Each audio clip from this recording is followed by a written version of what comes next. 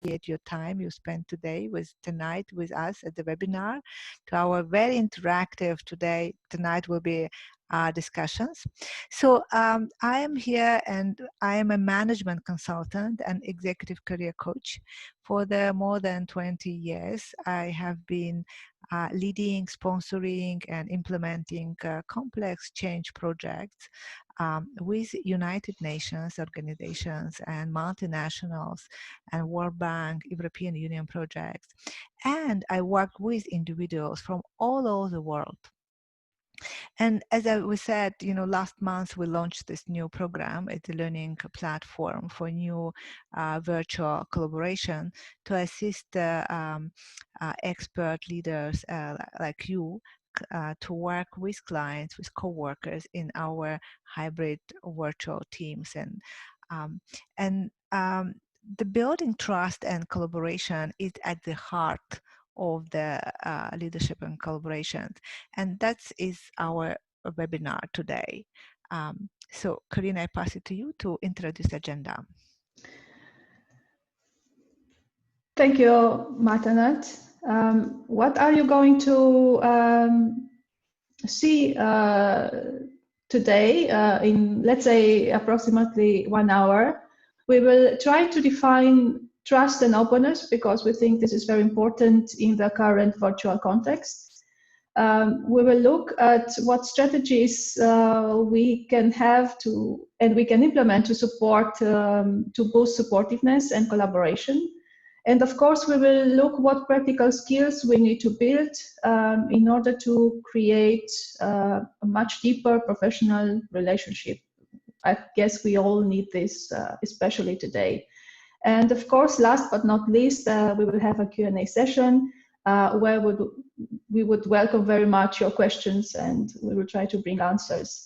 One other thing that I would like to bring in notice now would be that it would be good to have your phones with you because we are going to use Slido. This is a software which is used in order to make a way to brainstorm more easily and to bring together more questions and also to give to the entire audience the space they need to feel safe to ask whatever questions they want, and everybody's welcome.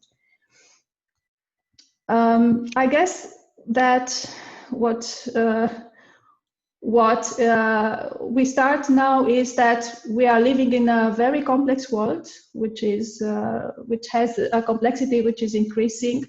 And I think that this complex world also has an interesting effect on us. We are somehow scattered, but also together through technology. But we often know that technology is not enough in order to create performance, in order to work closely together, in order to collaborate. And if you're a team that works in various places of the world, then you need to perform, you need to deliver what you have promised, but you also need to work in a way that you trust each other, you get to know each other, you perhaps listen to each other in a way that you didn't listen before. So research shows very often that in order to have quality and to deliver what you have promised, you need much more than technology, and therefore you need to have a sort of trust and to give the sense of collaboration no matter where you are.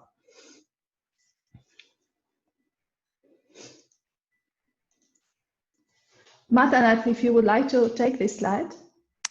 Yeah, so in addition to challenge, which today we cope in this very emerging challenges and nowadays, which Karina told, for the last 10 years, actually, this changing environment we experience, we talk about new way of working, agile workspace, and structure of work emerging for the last 10 years, tremendously we're changing. And nowadays we work more and more in this type of network structure organization when you see that we work with remote and global world where you outsource some function to Philippines and think tank in US and something production in Africa and so on, and you are really global and you work with various stakeholders worldwide. So while these changes and technology, robotization you bring on to drive streamline processes, it increase efficiency. It's proven to that, but it also make these connections, the more far connections, the more loose relationship, more formal structures, so less open communication between people, and the more structured, more in matrix structure we have, the employees will most likely not speak up, maybe safer not speak up if they don't know how their bosses in this matrix structure will react, whether they will shocked, whether they will be surprised and accepting. If they say what they're in their mind, how it will be there. So in that formal and loose connections, to build trust and openness, it's more than ever needed, but it's more difficult than in normal or let's say traditional teams. Another challenge with this complex technology, as we now experience in COVID, when it was a kind of crash course, now immediately we jump in this technology work and Zoom and so on, we see also a lot of advantages to be connected like now, but at the same time, a lot of vulnerability, because not everyone is that digital savvy. So, and to cope with the stress, it's adding intellectual and physical stress of people. So it's definitely a leadership responsibility to build empathy and support and care to others you work with. And when I say leader, it's I mean everyone, every professional who is competent in your area of expertise, who work with teams, regardless you have managerial responsibility or not. So it's our responsibility as a professional to build this trust and openness, and we will unfolding and talking how. Yeah, absolutely. Thank you, Matanat, for this.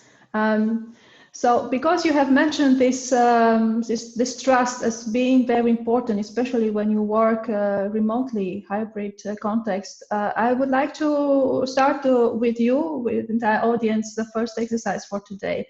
So, if you can take your mobile, type Slido, sly.do, and then enter the code. We will be asked for a code. The code is 60273. It's a beautiful number, 60273. So what we want to ask you to do, you will enter the code, and I want you to think about your workplace or business or project you work in, and think about a person with whom you have a good working relationship. Think about it, visualize that trustful, you trust and you really enjoy working together, that really good working relationship. What features you could feel and observe? What this trustful relationship mean? What are the features of that trust? So the first question of Slido is, what does it mean to be trustful at work? Yeah. So what does it mean? What are the features you think? And you can type a sentence or word. What are the exactly knowledge about the display, transparency? Absolutely. Knowledge, yes. Mm-hmm. So I see communication, honest, authenticity, reliability, empathy. Yes. To be reliable, you see reliability. And when you see a bigger word, it means that more of you have chosen that meaning. So definitely reliability, authenticity, I feel what I see now, it's synonym to trust. Yeah.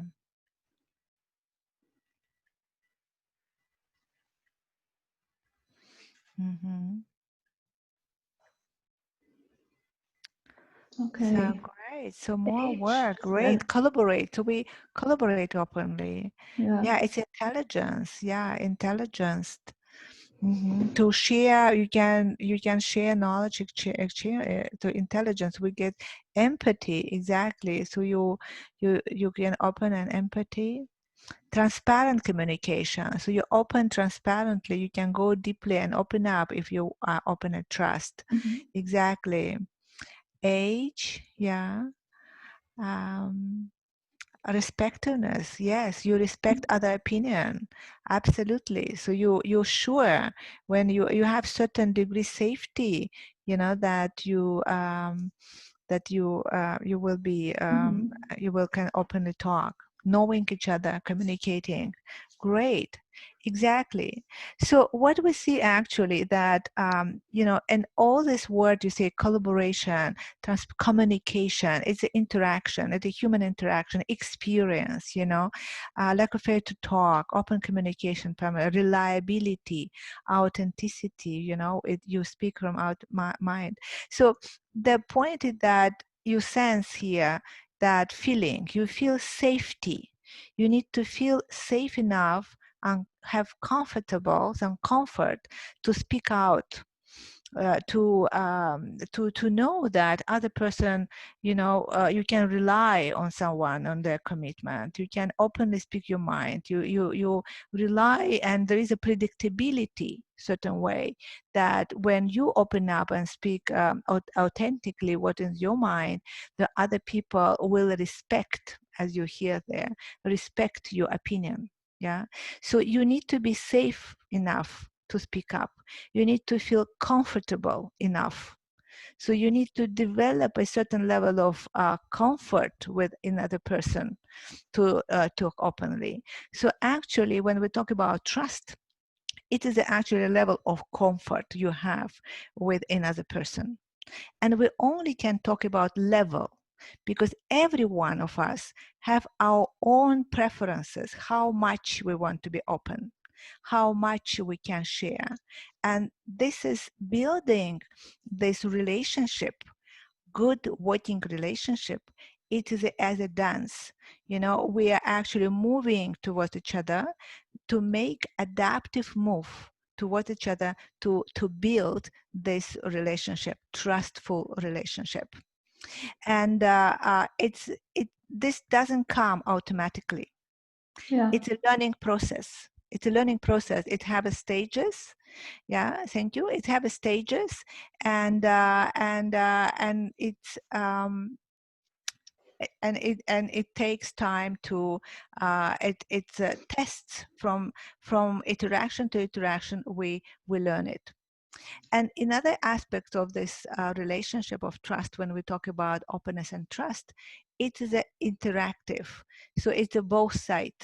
I cannot say that I have a good trustful relationship with another person, with you, or with my boss, if my boss doesn't think the same. So no relationship. If I say that I rely on you and you do not, it's not relationship. So it's very important that when we speak about trustful, good relationship, that we both making adaptive move towards each Yeah. other to work together and to achieve the common goal as agreed. And as we see here on this website, this page, so everyone come from different culture, different understanding, different role, responsibility. Everyone is expert in your area of expertise. Could we move next? Yeah, and we come together working on the project. Many of you work on jointly or workplace. And what happening is that the in the last 10 years, as we saw, the changes is coming very quickly, and change, make another change and make it very complex, our environment. So in order to manage it, we always get some, new people, because new challenges appear. We get new people on board, which provide new insight. And we have a very, very diverse workplace in any project. Usually it diverse with function, technology, age, religious, time zone. We work differently, online, offline. So very high level of diversity. Yeah. And everyone has their own preference of work. We are human beings. Could we come back, please? Yeah, everyone has the different preferences of work, and it's very impact on our performance, because there will be always people who will follow and like your preferences, and they follow you, and always there will be others who not. So that is the way how we balance. And when our preferences do not match, we see something that ought happening, so we judge. We jump in assumptions. Usually we're all judging. So the first step to build good collaboration at the workplace, it's not judgmental mindset, to understand other perspective, the others' preferred work style, preferred works preferences at work. Yeah. So I'm passing to Karina to share some experience with both of us. It is very interesting that you mentioned this personal work style preferences, and some time ago, me and Matanat, we wanted to share and see what are our personal work style preferences, and we had, for example, things that are similar, like the way we communicate. We prefer to communicate directly, for example, when we work together. Also, let's say we have a collectivistic way of thinking. This means that we like to work in teams. We are good team players. We look for achieving the goals of the team, not necessarily our own individualistic interests. We also are private, meaning that when we share something, perhaps we share it first in confidence. We're not jumping to make big public, sharing of the work. If we work in a project, we are formal, meaning that we respect. We are respectful. We also keep an eye on organization and maybe structures. High context, again, it's something that was very interesting to see we have in common, because we also bring in the way we communicate some sort of non-verbal communication, giving the feeling of what we want to say. But also things that are different. For example, my preference was always to be fixed when it comes to time, to deadlines, or maybe to be neutral when I want to communicate my message. It depends, but mostly to keep it very, trying to be in the middle and not being too much, bringing too much expression, and or trying to impress always. So what comes out from this comparison was to understand that we can very much work together, because we complement each other in a very diverse way. We also have similar things that we like to share, and also different things. That I guess that these similarities and differences, that once you know them, it's much easier to understand the person you're working with and what's their preferences, and to respect them, because I guess that's always common sense to keep an eye on what are your preferences and what are other people preferences, people that you're working with. So yeah, great. Tanat. So that, yeah, so we want you just to engage in the exercise very actively. We stop talking. So in order to understand others, first you need to understand yourself. What is my preference? What is your preferences at work style? And we engage you in short exercise. You work in a small group, and we want you to reflect. That what and at workplace and work environment, we will very specific. So pick up one of the work preferences, whether you are direct or indirect. What is your preferred way? We're never one on another, but we have preferences to way how we work. So whether you prefer you are direct communication or indirect, you are more prefer flexible or inflexible in terms of time, whether you are in terms of achieving results, you are more task oriented or relationship oriented. So pick up only one of these features which fit to you at the work environment, and reflect for a moment. Hold and reflect for a moment. How has this work preferences developed over the time in you?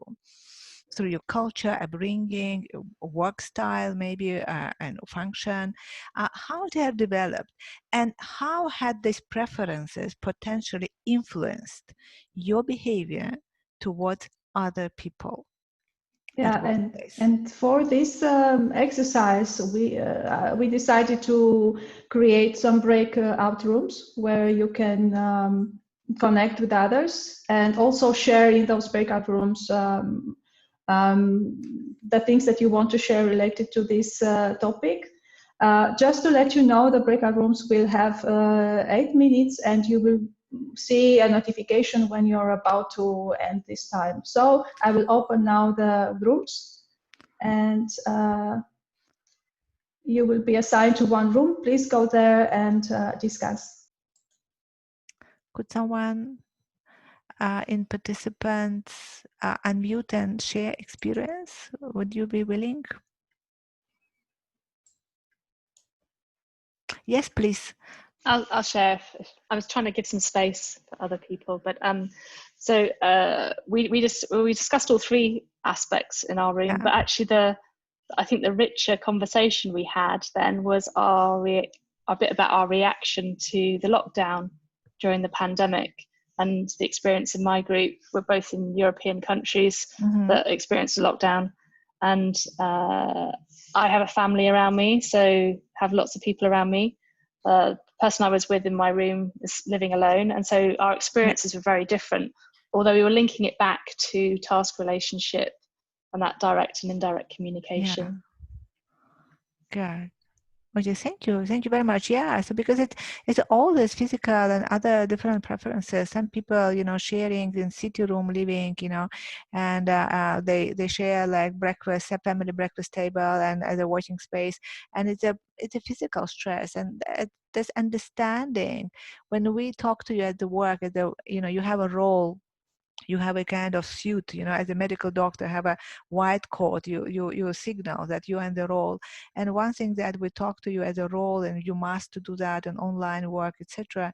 But that is very important. Like when we build a relationship and understand what's going on beyond with you as a person, so what challenges you have and the family arranging. So we as a human being beyond your uniform, it's much easier then to build relation, understand, and adapt our work style and deal with problem. Okay, so we are running about out of time, so then we can maybe move. Could we, Karina, move forward to the next slide? Next. So here, and what we want to show here that today in the virtual space we work, very highly agile expert, and this technology world, it's important to have two type of skills, two set of skills, to succeed. And it must to have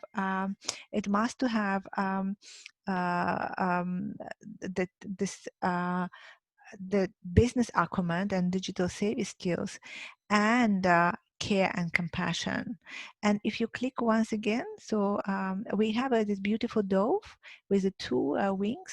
So these two skills, it's like these two wings. You can't fly with one wing only to be expert, because people will not trust you. You can't just apply, and they will not welcome you to bring your expertise in.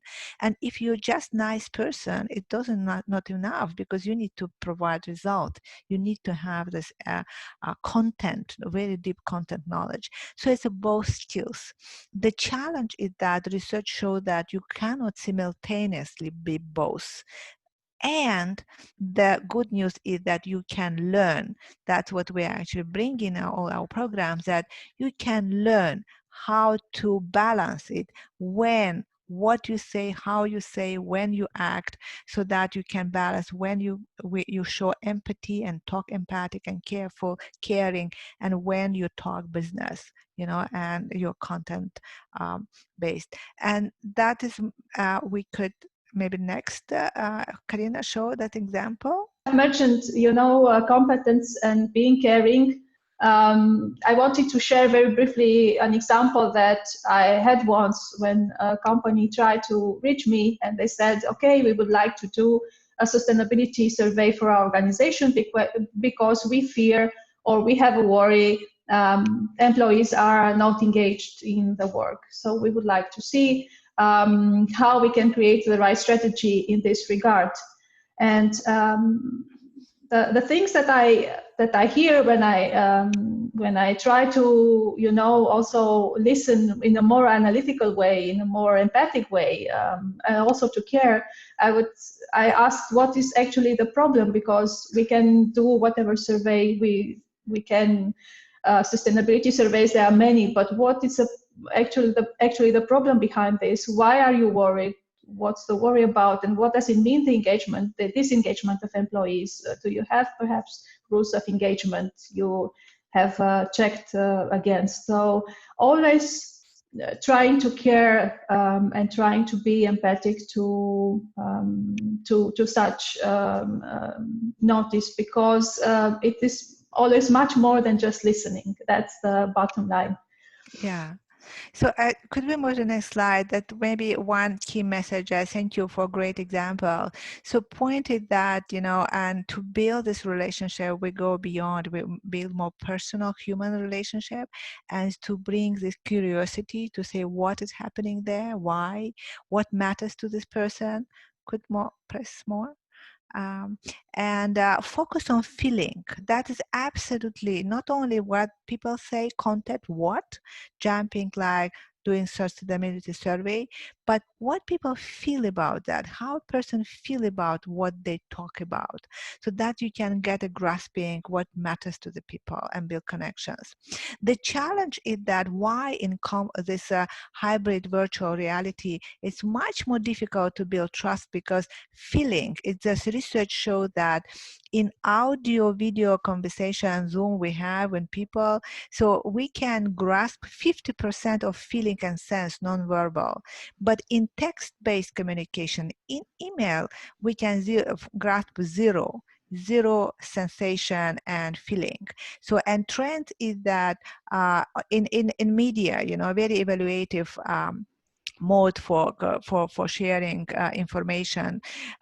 So, and if the neutral message email, it's trend to be considered as a critical. If a critical message, it will trend to considered negative, and consequently these different messages we receive and sensations. So, and we would not maybe build this so quickly, our joint projects and programs with Karina, have we not cooperated before, not virtually, now we're in different countries when we work virtually, and many other things, so that it take more time and efforts to understanding, to spend together virtually to build this cooperation. Yeah. So the point is here that you change you can change your communication to build immediately good a good relationship. Yes. And it is a stage processes which we doing. We don't have time to do this now exercise,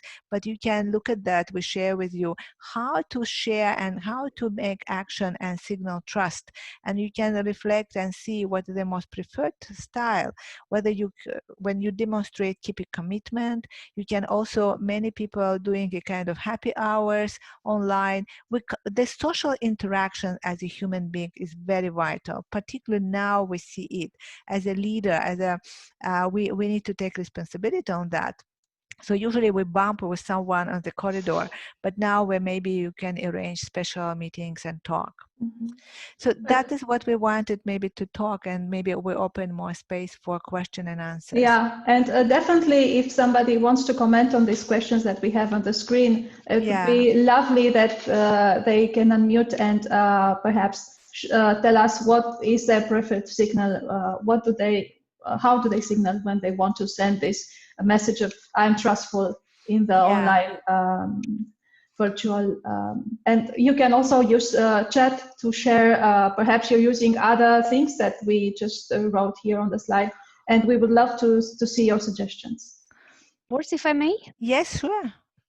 So can you introduce yourself, please? This is Svetlana. Svetlana, yes, please, yes. So from my experience, I had two new, it's easier with colleagues who I already know for some time, with whom we were already together in the office.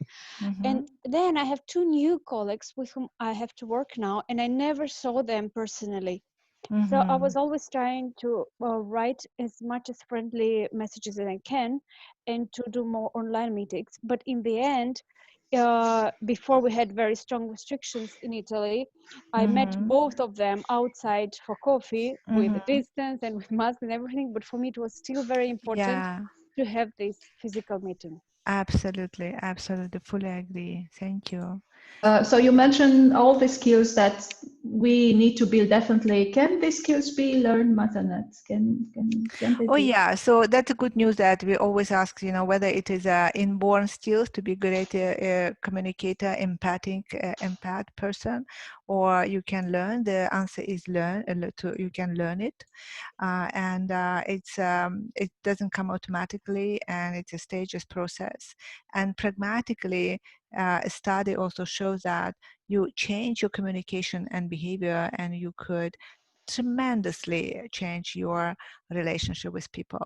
And you learn what we actually bringing. That's our purpose, to help people to build practical skills. You practically can build it, that when you talk, in your sentence, in your writing, in your verbal communication, when you have that when you warmness or caring, and when you dive and speak really hard business. So you can learn it, and the point is that the first word, the question where you approach a person, initial conversation, will determine whether you will have collaborative relationship or struggling one. So that is absolutely critical. And today, there are also studies show that the next maybe coming future, 50% of the workforce will work online with a hybrid context. So to learn this, it's really critical. Yeah. This is Svetlana again. I was curious. So we have this advice how to avoid mistrust in this hybrid settings of work.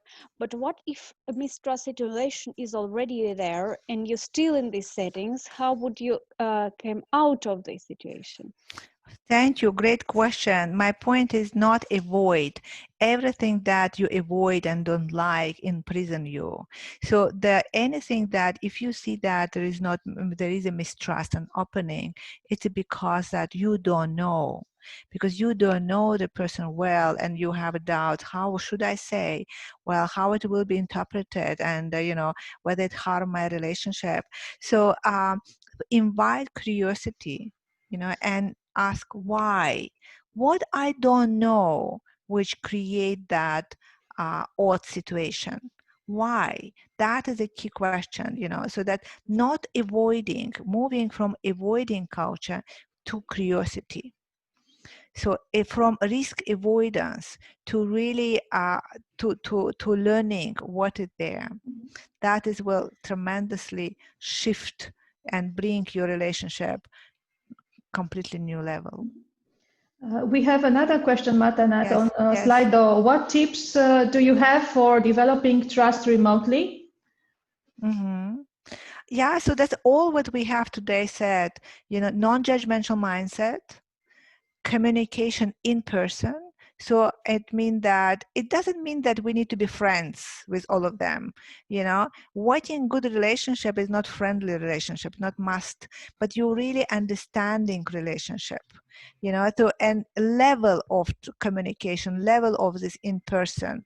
And you need to build. But more understand the human being. Communication is the second, and the third, make action. So actually act on that. If you decided, you communicated, and you're curious, you act on that and make the decision. Keep commitment, and to communicate clearly.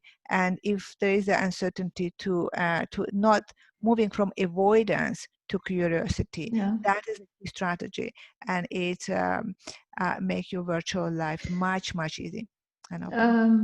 Another question is, what do you think about equity in a meeting when some people are remote and some people are in the meeting room? Yeah, so that is a very good. It's inclusiveness. Absolutely, it's inclusiveness. Because when my practice, and I argue, and what I teach and actually preach, if one person, if the 10 people in the room and one person virtually, we all virtually. We all bring our laptops and we all work in Zoom, engaging everyone, because it's very easy when the one person out and another person here to ignore this person and get in conversation. So if we really want to make inclusiveness, we need all embrace them. Another question on Slido, are these strategies applicable for all industries or just a specific one? Absolutely. It's applicable for all industries, for all functions, for across age. So it's a really mindful approach, and it's in the heart of new agile way of working, adaptive way, and in hybrid way. So it's really to regardless in your level of authority, you need to build this non-judgmental mindset and understand yourself, preference of others, because and communicate clearly and transparently, open communication and acting, so that it's regardless of any function and industries. Okay. Well, another question was how perhaps somebody that, I don't know, how to make your voice heard online, but I guess it makes reference to your skills as a speaker. You do a lot of online meetings and talks. So how do you make your voice heard online, perhaps in a busy, loud online meeting, let's say? What tips do you have? So in how to take your voice, and I don't know whether exactly. So that's to really I don't know exactly what they want to say, but maybe to it's much more easy in online to not speak up rather than speak up, because you don't know, you very easy to be invisible. But it's really to be engaged, to be curious and courageous. And as I said, the third action is take action. So to really to talk, just do it, and then you learn about what's happening and getting feedback and engage. Just do it. Yeah, terrific advice. Thank you very much for that. If there are any questions that you want to ask directly, I don't have anything on Slido. You have it, even a bit beyond the program. So if you have any question, challenges, we provide also just advice and coaching. So you're most welcome. We will send you after you recorded webinar. So and also a short feedback. Your feedback will be very important to us. Everyone actively participated. So we will appreciate that if you share with us, so where they can improve. We were planning to do a series series of webinars to promote and to build this ability of leaders, people like you, so to get more skills and practical skills to achieve your goals and in business and career. Yeah. Thank you very much. Thank you, everybody, for making time, and looking forward to hear back from you.